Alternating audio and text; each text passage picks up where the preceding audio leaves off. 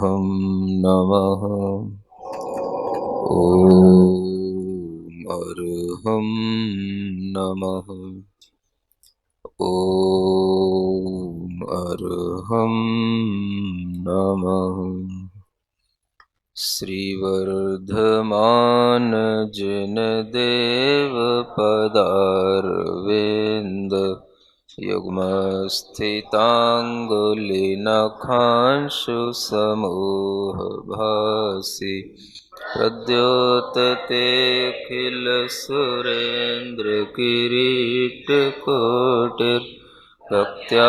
प्रणम्य जिनदेव पदं स्तवीमि।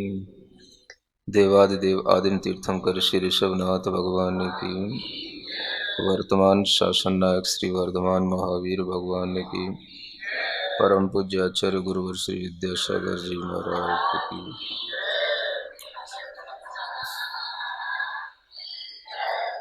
काव्य नंबर 23।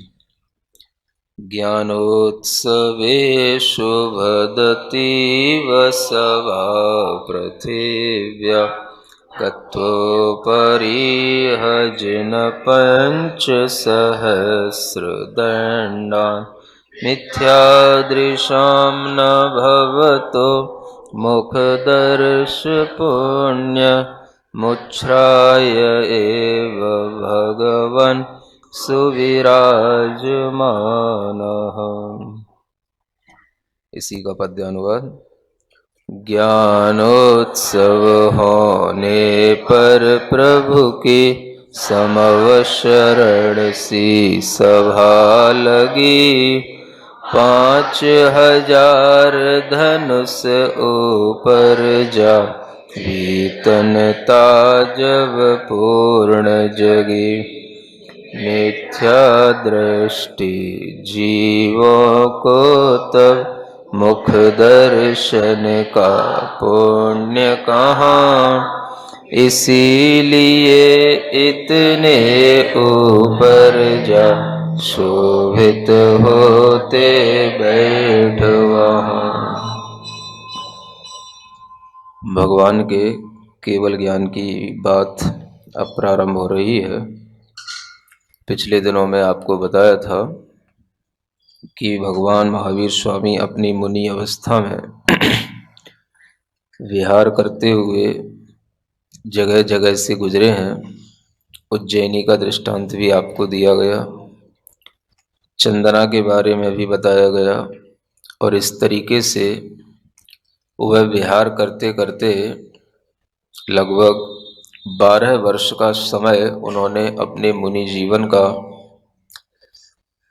केवल ज्ञान के बिना तपस्या करते हुए ही गुजारा। 12 वर्ष के बाद वह बिहार में एक स्थान पड़ता है जिसे ऋजुकूला नदी के किनारा बोलते हैं। कौन सी नदी? ऋजुकूला नदी का किनारा है। उस तट पर, उस किनारे पर, वहां पर जाकर के वो बैठे थे 12 वर्ष के बाद विहार करते करते। ऋजुकूलायास तीरे, ऐसा निर्वाण भक्ति में लिखा गया। यानी ऋजुकूला नदी के तट पर जब भगवान विराजमान हुए तो उस समय पर उन्हें जो शुक्ल ध्यान की प्राप्ति हुई, उस शुक्ल ध्यान से उन्हें उस समय पर केवल ज्ञान की प्राप्ति हुई।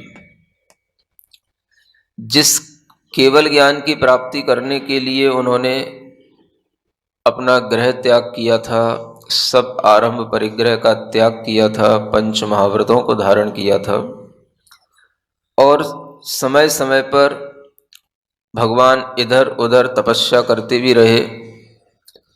सभी जगह पर तपस्या करने के बावजूद भी उन्हें कहीं पर केवल ज्ञान की प्राप्ति नहीं हुई। जब वो ऋजुकूला नदी के तट पर आए तो वहां पर 12 वर्ष के उपरांत उन्हें केवल ज्ञान की प्राप्ति हुई। और वह केवल ज्ञान का मतलब ऐसा आत्मज्ञान जिसमें सब कुछ प्रत्यक्ष हो जाता है। कुछ भी पदार्थ आत्मा से परोक्ष नहीं रहता। हमारा जो इंद्रिय ज्ञान है उसमें अनेक प्रकार की बाध्यताएं रहती हैं, अनेक उसकी सीमाएं होती हैं, लेकिन उस अतीन्द्रिय ज्ञान को प्राप्त कर लेने पर सब कुछ प्रत्यक्ष हो जाता है। एक एक कण और उस कण से बनने वाले जितने भी पर्याय हैं वो सारी की सारी उस ज्ञान में आगे की, पीछे की, वर्तमान की सब कुछ दिखाई पड़ती हैं। ऐसे उस निर्मल केवल ज्ञान की प्राप्ति के लिए उन्होंने शुक्ल ध्यान किया, और वह शुक्ल ध्यान अंतर मुहूर्त में ही हो जाता है।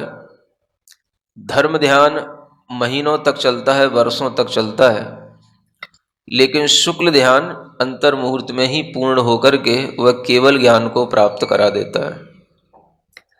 धर्म ध्यान तो हम बहुत कर लेते हैं, बहुत होता रहता है, और उसकी काल अवधि भी बहुत है। लंबे समय तक धर्म ध्यान ही किया जा सकता है।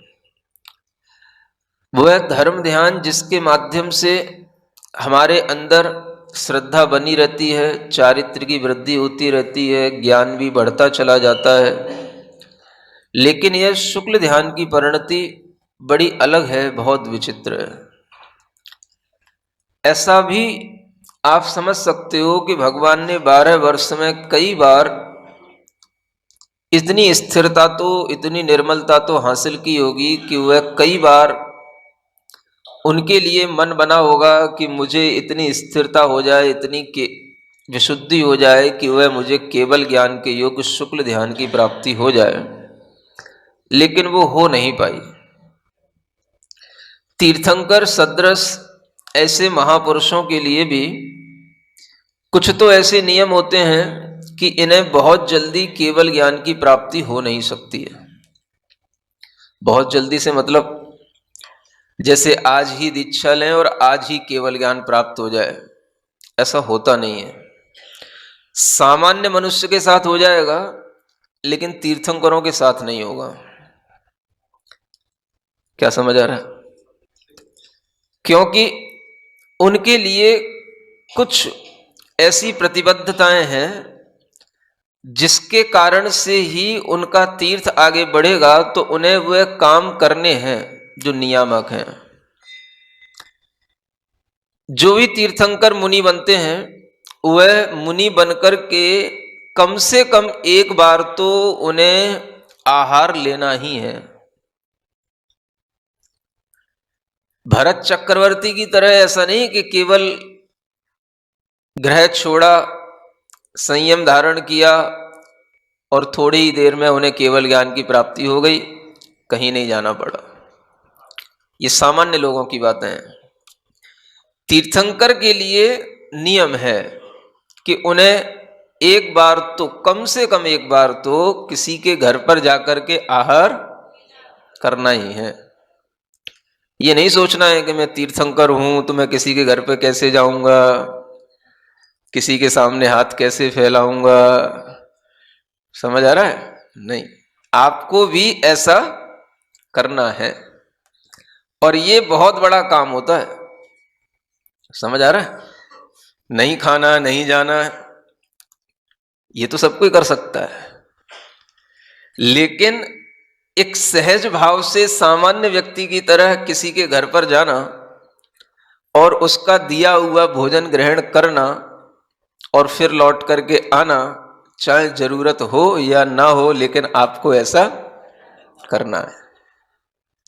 ये अपने आप में एक ऐसी बात है कि जिसके माध्यम से एक तीर्थ की प्रवृत्ति चलती है, क्योंकि जैसा बड़ा लोग करेंगे वैसे ही उनके पीछे आने वाले करेंगे। नहीं तो फिर हर कोई ये सोचेगा भाई अपने को किसी के यहाँ याचना करने की कोई ज़रूरत नहीं है और किसी के घर पर जाने की कोई ज़रूरत नहीं है, इसलिए क्या करना, जैसे तीर्थंकरों ने आहार नहीं किया वैसे अपन को भी नहीं करना। प्राण निकले सो निकल जाए, प्राण तो निकलेंगे ही एक दिन। तो हर कोई ऐसे ही बैठ जाएगा, ऐसे ही करेगा, तो सब क्या करेंगे फिर? तो सब फिर जो है क्लेश करेंगे, है ना। जबरदस्ती अपने शरीर को पीड़ित करना, समय से पहले आयु का क्षय करना, ये क्लेश का काम है, संक्लेश का काम है? हाँ, और इस तरीके के संक्लेश को एक आत्मवध भी कहा जा सकता है, कहा गया है। क्योंकि अगर आपकी आयु पूर्ण है, जितनी भी है, आप उस आयु को अगर संयम के साथ गुजारोगे तो वह आयु आपके लिए बहुत बहुमूल्य है। संयम के साथ जितनी आपकी आयु गुजरेगी उससे आपका संयम भाव बढ़ेगा, क्योंकि वो संयम आपने पहले कभी धारण नहीं किया है। वो संयम बहुत दुर्लभ होता है, आपने उस संयम को बड़ी कठिनता से धारण किया है, तो अब उसका आप लंबे समय तक जैसे पालन हो सके उसका पालन करो।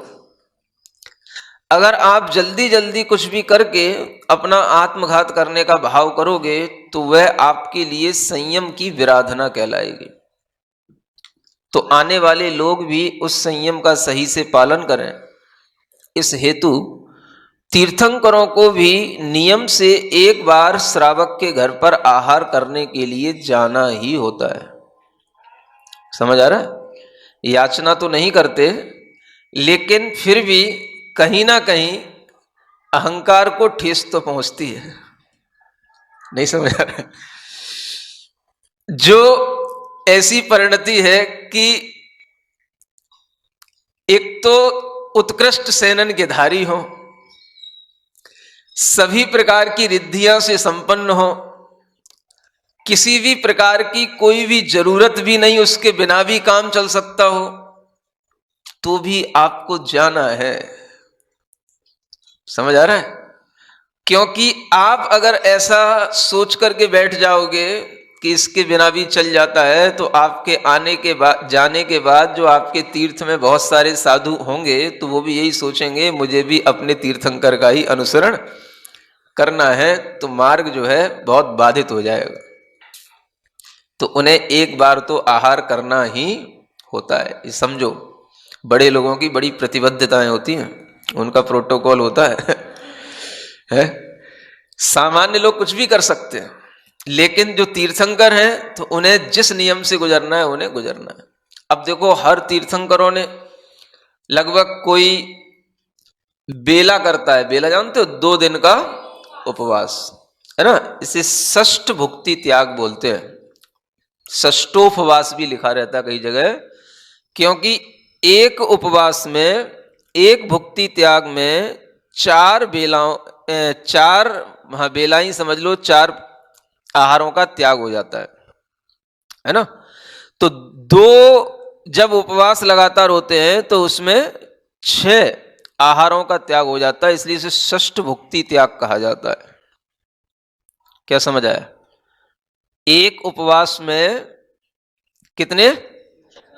4 बेलाओं का या 4 भुक्ति का त्याग होता है। कैसे? जैसे मान लो कल चतुर्दशी है ना? आपको कल का उपवास करना है। समझ आ रहा है? तो ऐसा नहीं कि शाम तक खाते रहो। क्या समझ आया? जैसे पहली बेला में आहार हो गया 10 बजे, तो एक शाम की बेला का त्याग हो गया, कल सुबह की भुक्ति का त्याग हो गया और शाम की भुक्ति का त्याग हो गया। समझ आ रहा है? और परसों भी सुबह की भुक्ति, है ना? एक तरीके से आप सुबह 8 बजे, 9 बजे, 7 बजे ऐसा नहीं कर सकते। उसके बाद अगर आप लेते हैं तो वह भी जो है एक भुक्ति सुबह की भी पूरी हो जाती है, छूट जाती है। समझ आ रहा है? ऐसे जो है 4 भुक्तियों का त्याग हो जाता है? पहर नहीं, पहर तो एक पहर 3 घंटे का होता है। समझ आ रहा है? ये 4 भुक्तियों का त्याग है ना? तो कई बार आप देखते हो कि जो लोग उपवास भी कर लेते हैं, लेकिन दूसरे दिन तक उन्हें इतनी आकुलता हो जाती है कि उन्हें बहुत जल्दी जल्दी सुबह से ही उकाली पीनी पड़ती है ना? अब महाराज आएंगे तो बाद में आएंगे, उनको आहार देंगे तो बाद में देंगे, जब तक अपन तो थोड़ा सा शांति ले लो, है ना? वो तो बजाएंगे 10 बजेंगे, 11 बजेंगे।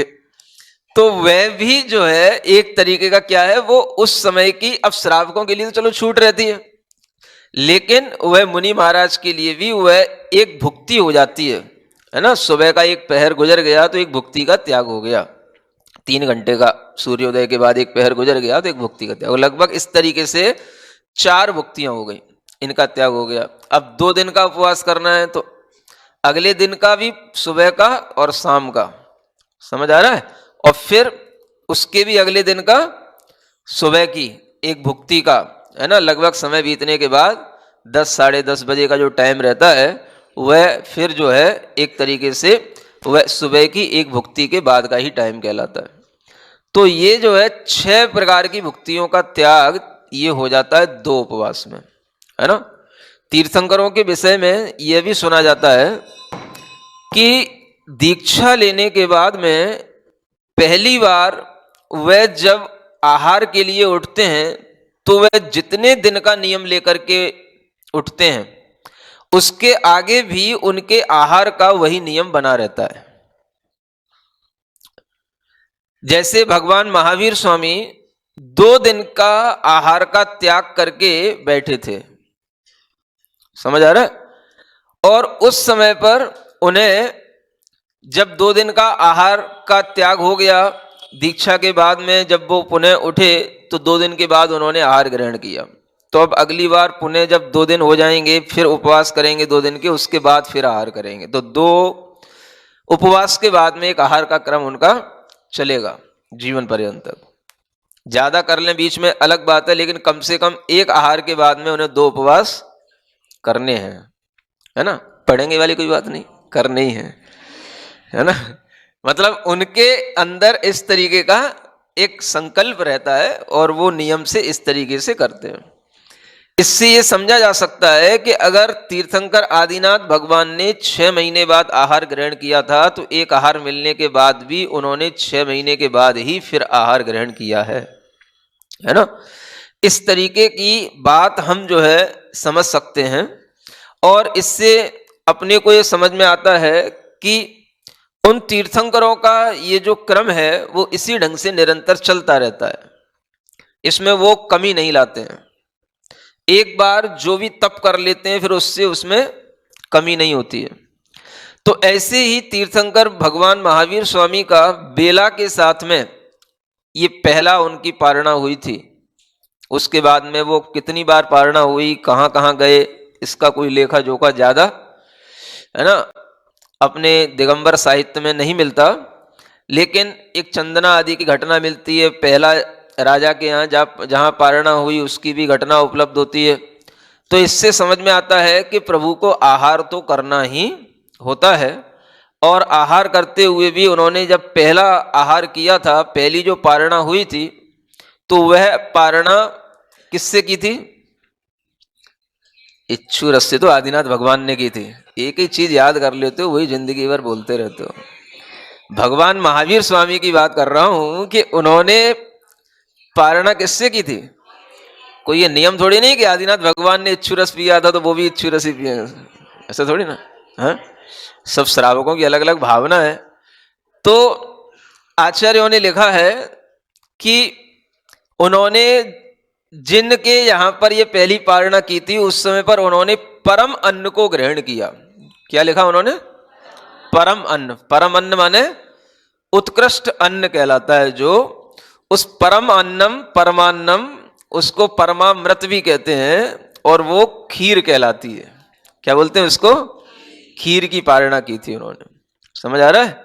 और बताते हैं कि उत्तर पुराण आदि ग्रंथों में लिखा हुआ है कि ये जो अन्न होता है, इस तरीके के अन्न को जो देता है उसे अपने इष्ट अर्थ की सिद्धि होती है। इष्टार्थ की सिद्धि करने वाला ये परमान्न होता है। समझ आ रहा है? तो कुछ ना कुछ तो प्रभाव रहता होगा। आप जिस तरीके के भोजन का दान करेंगे उस भोजन से भी प्रभाव पड़ता है कि भोजन किस तरीके का है और आपको बदले में उसके क्या मिलने वाला है। समझ आ रहा है? तो खीर का उन्होंने पहली बार जब आहार किया तो आचार्य लिखते हैं कि वह क्या है? परम अन्न है, इष्ट अर्थ की सिद्धि करने वाला है, इस तरह की भी एक मतलब धारणाएं हैं जिसके माध्यम से आप भी अपने इष्ट अर्थ की सिद्धि के कार्य कर सकते हो। समझ आ रहा है? बात जबरदस्ती नहीं करना ये तो जो पुराण में लिखा है वो बताया जा रहा है। तो भगवान ने आहार किया, खीर का आहार किया, समझ आ रहा है, और उसके बाद में फिर उन्होंने तपस्या की। ऐसा करते करते उनके 12 वर्ष व्यतीत हुए, है ना। सोचने की बात यह है कि जो तीर्थंकर इस तरह से प्रवृत्ति करते हैं उनके अंदर कितना मन में एक निर्मलता का भाव रहता है कि वह कभी भी अपने मन में कोई भी तरीके का अहम भाव, किसी भी तरीके का, है ना, मायाचार का भाव, ऐसा कोई भाव नहीं रखते। उन्हें जो करना है वो करना ही है, और वो सबके सामने स्पष्ट होकर के करना पड़ता है। ऐसा नहीं है कि हम अपने घर पर कुछ ले आए, समझ आ रहा है, और फिर चुपके से जितना है उतना ले लें, किसी दूसरे को दे दें, या कुछ और कर लें, या कोई दूसरा लाया है तो उसका भी लेकर के खा लें। समझ आ रहा है? जो कुछ भी है आपको सबके सामने खड़े होकर के श्रावक के द्वारा दिए जाने पर आपको उसी समय पर लेना है, स्पष्ट रूप से समझ आ रहा है? यह अपने आप में जो प्रक्रिया है ये तीर्थंकरों ने प्रारंभ की। दूसरों के द्वारा दिया हुआ आहार ग्रहण करना, आप अपने मन से कुछ नहीं बोलना, सामने वाला जो दे रहा है उसको लेना, है ना, अपनी इच्छा से कुछ मत लेना। और बार बार कोई इस तरीके की ऐसी प्रवृत्ति भी नहीं होनी चाहिए शरीर के माध्यम से जिससे किसी को कोई समझ में आए कि इनकी ये इच्छा है। क्या समझ आ रहा है? ऐसे भी श्रावक होते हैं जो आपकी इच्छा को देखते हैं, समझ आ रहा है, आपकी इच्छा को एक बार पकड़ने की कोशिश करते हैं कि एक बार देखें तो कि क्या अच्छा लगता है महाराज को समझ आ रहा है? तो एक दिन महाराज ने कोई चीज ले ली तो भाई हाँ महाराज ने आज तो बहुत अच्छे ढंग से ये वाली चीज खाई थी, तो दूसरे दिन वही तैयार फिर मिलेगी समझ आ रहा है? तो जब महाराज भी ये समझ लेते हैं कि श्रावक अपनी इच्छा को पकड़ रहा है तो फिर क्या करना पड़ता है फिर उन्हें भी जो है डाइवर्सन लेना पड़ता है। तो इस तरीके से कि वह दूसरे के द्वारा आहार जो दिया जाए, समझ आ रहा है, वो अपने आप में कठिन प्रक्रिया होती है। भले ही श्रावक कितना ही सोचे कि महाराज को कुछ भी प्रतिकूलता न हो, उनके लिए बहुत अच्छा हो, लेकिन फिर भी सब कुछ होते हुए भी वो अपने आप में एक बहुत बड़ी कठिन प्रक्रिया है। समझ आ रहा है? मन से भी कठिन है और तन से भी कठिन है, क्योंकि दूसरे के द्वारा दिया हुआ और आपके द्वारा बिना किसी इशारे के लिया हुआ, समझ आ रहा है, ये अपने आप में इतनी बड़ी प्रक्रिया होती है कि इसी से ही आपके अंदर का बहुत बड़ा, है ना, साम्य भाव कह लो, आपके अंदर की सामर्थ्य कह लो, आपका मनोबल कह लो, इन सब के भीतर की एक परीक्षा हो जाती है। समझ आ रहा है? कई बार अगर कोई चीज की आपको आदत पड़ गई और कोई चीज किसी दिन नहीं है, समझ आ रहा है, तो वो भी आपके लिए किसी भी तरीके का विकल्प का कारण ना हो, इसलिए बदल बदल करके हर तरीके के माध्यम से, समझ आ रहा है, अपने आप के मन को इतना परिपक्व कर लेना होता है कि जो है सो है नहीं, ठीक है जो है सो, समझ आ रहा है, और जो नहीं है सो ठीक है। तब जाकर के वो चीज जो है, एक चर्या जो है, वो आनंद का कारण बनती है। समझ आ रहा है? तो प्रभु ने आहार लिया, ये वास्तव में एक बहुत ही निरहंकार की परिणति होती है। समझ आ रहा है? किसी के घर पर आहार लेने के लिए जाना एक वास्तव में एक अपने अहंकार को एक ठेस पहुंचा करके और अपने अहंकार को जीत कर के ही ये करना संभव होता है। समझ आ रहा है? और खास तौर से तीर्थंकरों के लिए तो और ज्यादा, क्योंकि सामान्य मुनि महाराजों को तो चलो भाई जरूरत है, नहीं जाएंगे तो फिर, है ना, कल तक का काम कैसे चलेगा? तो उनके लिए तो चलो जरूरत है, लेकिन तीर्थंकर जैसे महापुरुषों के लिए जो उत्कृष्ट सेनन होता है उन्हें कोई फर्क नहीं पड़ता। समझ आ रहा है? फिर भी उन्हें जाना होता है, नियम से वो कार्य करना होता है। ये अपने आप में उनके लिए बहुत ज्यादा कर्म की निर्जरा का कारण होता है। इसलिए ये तीर्थंकरों के माध्यम से किया हुआ ये कार्य जब ये आगे बढ़ता है, तब जाकर के वह परंपरा इस ढंग से चलती है। और उस परंपरा में आखिर वो कब तक आहार लेंगे? सुना जाता है सबसे कम आहार करने की जो बारियां हैं 24 तीर्थंकर भगवान में, वो मल्लिनाथ भगवान के लिए आई। समझ आ रहा है? शायद उन्होंने एक या हाँ 6 दिन में ही मन का उनको केवल ज्ञान हो गया मुनि दीक्षा लेने के बाद में। तो अगर उनने 2 दिन का नियम लिया होगा तो 2 आहार हुए होंगे, है? अगर 3 दिन का नियम ले लिया तो 1 ही आहार हुआ होगा। समझ आ रहा है? तो सबसे कम आहार उनने किया मल्लिनाथ भगवान ने। बाकी के सब तीर्थंकरों की लंबी लंबी आयु रही और उन्होंने अपने कई बार आहार किए, कई बार पारणाएं की और उपवास किए। तो इस तरह से करते करते धर्म ध्यान चलता रहता है। ये सब क्या चल रहा है, मैं आपको ये बताना चाह रहा था कि इतने लंबे समय तक भगवान क्या करते रहे? धर्म ध्यान करते रहे। समझ आ रहा है?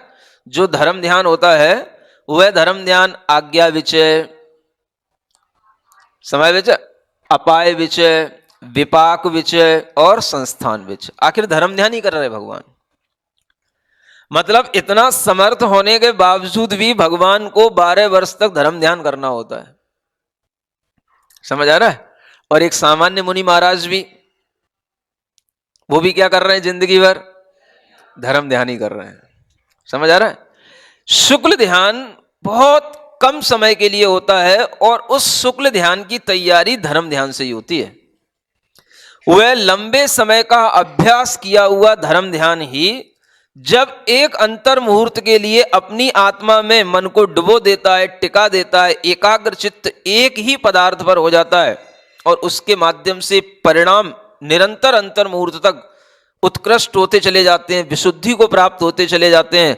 तो उन परिणामों से जो परिणाम करण परिणाम कहलाते हैं, उन्हें क्या बोलते हैं? हाँ, ये विशेष परिणाम होते हैं। जो 3 प्रकार के परिणाम होते हैं। अधय प्रवृत्त करण, क्या बोलते हैं?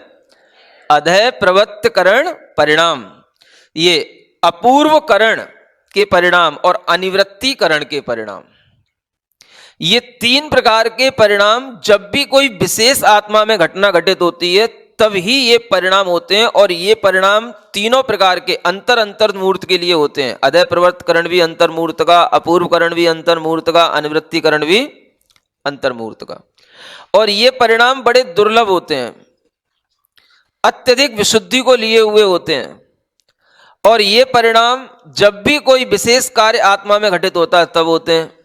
जैसे पहली बार सम्यक दर्शन होगा, जिसे हम कहते हैं प्रथमोपशम सम्यक दर्शन, कभी नहीं हुआ अनादिकाल से। जिस जीव को पहली बार सम्यक दर्शन होगा उससे इस प्रकार के 3 परिणाम उसके अंदर उत्पन्न होंगे। उससे ही उसके भीतर के मिथ्यात्व और अनंतानुबंधी कसाएं दबेंगी। मतलब ये परिणाम इतने उत्कृष्ट होते हैं कि इनके माध्यम से अपनी अंदर की मिथ्यात्व और कसायों को एक अंतर मुहूर्त के लिए दबाया जाता है। तो वह अंतर मुहूर्त के लिए उपशम सम्यक दर्शन उसे मिलता है। समझ आ रहा है? फिर कभी वह जीव क्षायिक सम्यक दर्शन करेगा तब भी उसको ये 3 परिणाम करने होते हैं। कौन से? सुन लो, कभी कभी कुछ चीजें याद कर लिया करो। अधय प्रवृत्त करण, अधय प्रवृत्त करण, फिर अपूर्व करण और तीसरा अनिवृत्ति करण, है ना? अधय प्रवृत्त करण का मतलब होता है वह परिणाम पहले धर्म ध्यान की अपेक्षा या पहले की अपेक्षा से उत्कृष्ट तो हैं, लेकिन अभी भी उन परिणामों की क्वालिटी इतनी अच्छी नहीं है कि अगर कोई थोड़ी देर बाद कोई दूसरा जीव आकर के उसी प्रकार के परिणामों को प्राप्त करना चाहे तो वह परिणाम प्राप्त कर सकता है। जो परिणाम आपने 2 सेकंड या 10 सेकंड पहले किए थे, वह 10 सेकंड बाद में भी कोई परिणाम डायरेक्ट भी आकर के प्राप्त कर सकता है। समझ आ रहा है?